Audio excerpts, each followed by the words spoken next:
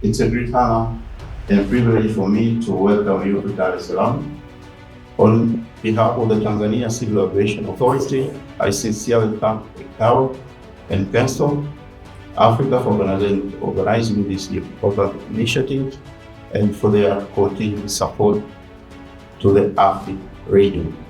Peer review among ANSP in Africa has already demonstrated its practical value through PENSO Africa.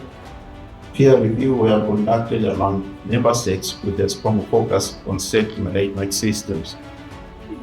This created a unique platform for collaboration where states were able to openly experience, learn from each other, and address common challenges.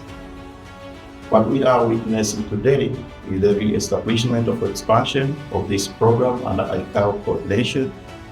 It now brings together all African states, providing a more harmonized and structured approach to peer review across the continent. I would like to strongly encourage our peer reviewers to take full ownership of this process. This initiative is ultimately for us as air navigation service providers, and its success will depend on our commitment to lead and sustain it.